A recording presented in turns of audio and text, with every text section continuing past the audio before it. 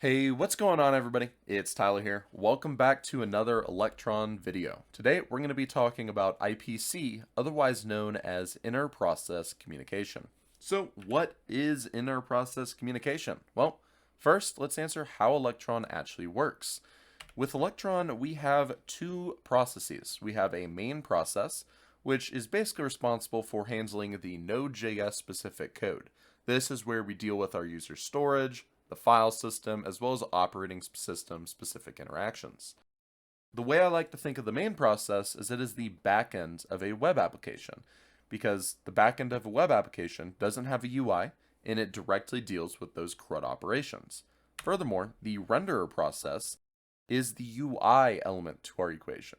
Just like a web application, the UI doesn't really deal with the databases. It doesn't do anything like that. It is specifically responsible for interacting with the user experience and sending data to the backends.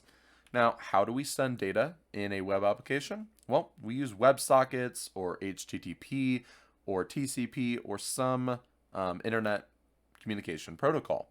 In Electron, I like to think of IPC as a protocol that's very similar to WebSockets. With WebSockets, we have bidirectional communication. And just like that, with IPC, we also have bidirectional communication. We can send messages given a channel and some data, and vice versa. On the back end, we can listen and send replies back to the renderer process. Hopefully this demystifies a little bit about what IPC really is doing. It's just like WebSockets or any HTTP protocol. It is simply a means for us to communicate between our UI and our backend really easily. So let's just dive on into some code and get started working with IPC. Okay, so to start understanding IPC, what I'm going to want to do is actually create a few different components like buttons and text fields that can then communicate back and forth with the main process. So inside of the app.svelte component, I have just a simple custom message variable, which contains a string, and I have an input field that binds this variable to this value. So whenever this changes, this will change. And then I have two buttons. One says send message, and one is for getting the memory usage. So currently, if I want to send this message to the main process, how would I go about doing that? Well, for starters, I'm going to create a onClick event, and I'm going to create a function called send message. Send message, like so. And I'm going to come up here, const send message is going to be a function that's just going to send a message. Now, how do we go about sending a message? Well, that's where we go back to what we learned in last episode, which is preload scripts. I'm going to go to our preload.js, and in here, I'm going to import something called IPCRenderer. Now, this is the renderer version of the IPC. There's also an IPC main, which will be used on the main process. So that's the only difference. The renderer process IPC is for use in the renderer processes, and the main IPC is for use in the main processes. So how do we use this, right? If I want to be able to send a message from here to the main process, what do I have to do? Well, I'm going to create a function inside of our context bridge, and I'm going to say send message, or I'm just going to do send MSG. And then this is going to be a function that takes in a message. And then we're going to use some arrow functions and do IPCRenderer.send. And just like that, it takes in two arguments. The first one is the channel, or the string name of the channel. So I'm going to call it message. And the second one is the actual data we want to pass along. So I'm going to do MSG. And just like this will actually allow us to send a message from the renderer process to the main process. Just like in WebSockets, how you can create channels, this is the same thing. We're creating a channel called message, and we're sending data along that channel. So let's actually go into the app.svelte and call this function. So if you remember in the previous episode, to get access to this API, we do window.api dot send message. And let me make sure I spelt it correct. I did. And then we can do the message, which in this case, I'm just going to pass in this custom message right here.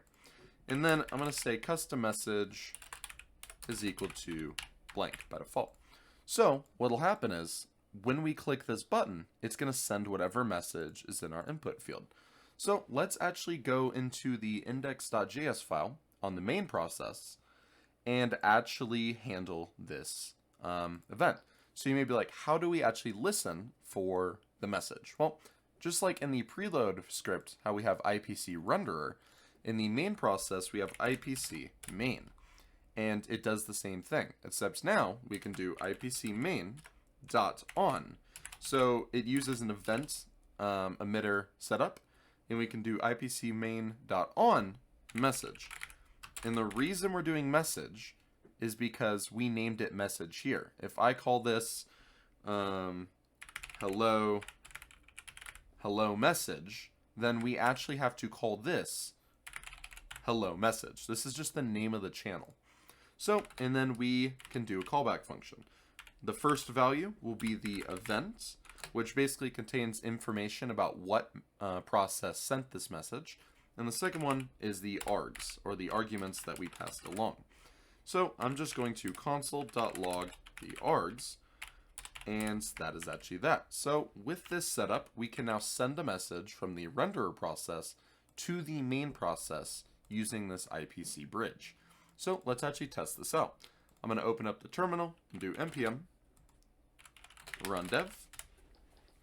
And what'll happen is it should now preload that script, and over here we should be able to see the output in real time. So when I click on this button, send message, what you see is we get hello from the renderer process. And I can type in something like hello again, click send message, and there it is.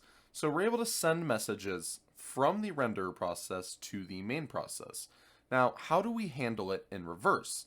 Let's say I want to send a message from the main process to the renderer process, let's say every 2 seconds or something. So I'm going to create a new variable called counts, and I'm going to set it equal to 0. And then I'm going to set up an interval. So the interval is going to be for every 1 second. And what we're going to do is every second, we're going to send this count variable to the renderer process. So how do we do that, right? Well, to actually get access to that, we do window.webcontents.send. And this will send a message given a channel and arguments, just like using IPC. So we can say counts and then pass in the counts variable.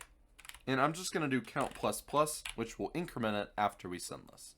So here, every second, we're going to say, hey, give me this window and send a message with the channel name accounts, and then pass along this count value, which will keep incrementing.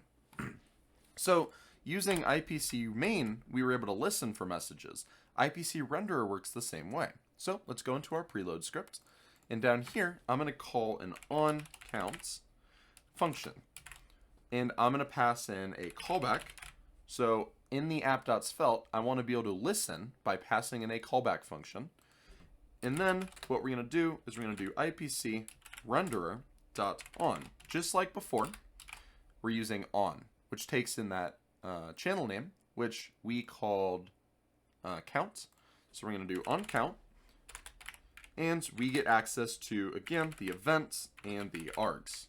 So I'm going to bring this to a new line.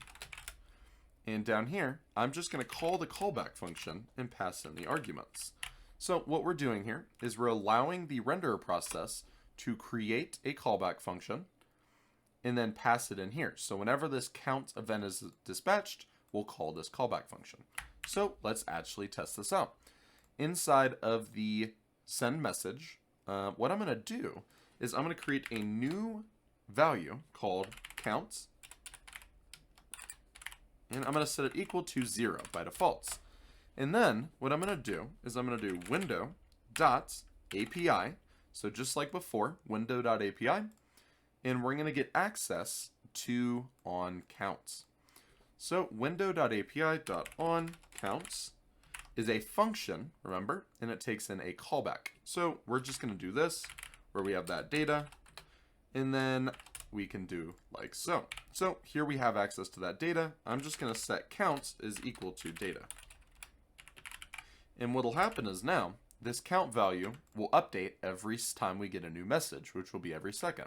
So I'm going to create an H1, and I'm going to say the counts is counts, just like so. So now if we restart the application and rerun it, what you'll see is we will actually get the counts updating every second. So now we have the ability to send messages from the renderer process as well as send messages to the main process. If you can see right here, hello from the renderer process. And we can send other messages just like so. And you can see they're all going in there and it's still updating here. Now let's say we want to send a message but also listen for a return, like a promise or something. Well, that is also very simple to set up. Inside of the preload script, I'm going to create a final thing called send promise. And this is going to do the same thing. It's going to take in a message. And instead of doing IPCRenderer.send, we're going to do IPCRenderer.invoke.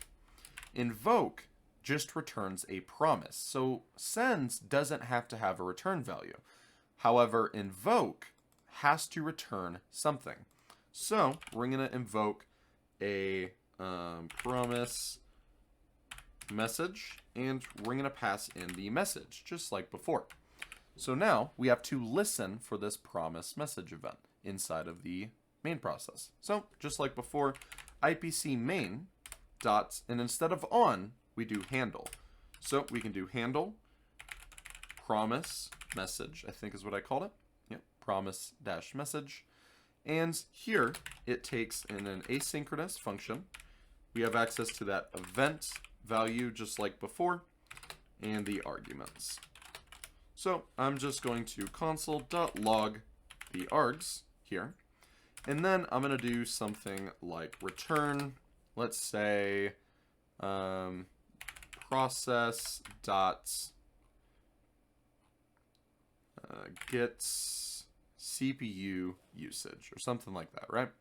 So we're going to return process.get CPU usage from Electron. So now to actually listen for this event in here, I'm just going to say get usage inside this button.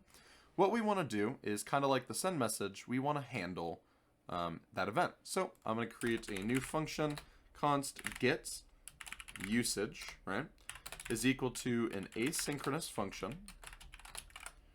And to get the usage, all we have to do is say const data is equal to window.api.send promise.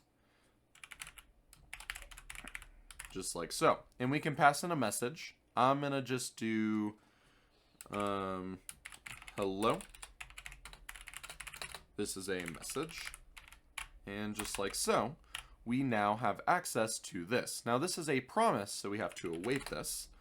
And if I now go in here and console.log data, what we should see after setting up a click handler for get usage is when we click this button, it's going to call this function. And then we're going to send the message using our custom function we just created called send promise. It's going to call IPCRenderer.invoke, which returns a promise, which is the reason why we're awaiting it. That's going to go to the main process where we're listening on this channel right here, promise message, and we're returning some data. So let's test this out and make sure this all works. If we run development again, we should now be able to send messages just like before. The count is still working. If I hit Control-Shift-I to open the developer tools, we should now be able to get usage. And you see, we get hello, this is a message. I can click it a couple of times right here. And here we get the percentage used. So right there, this is our get usage function, like so. So if you found this video useful, please like, comment, subscribe, And don't forget to leave any suggestions down below in the comment section. I'll see you guys in the next video. Peace.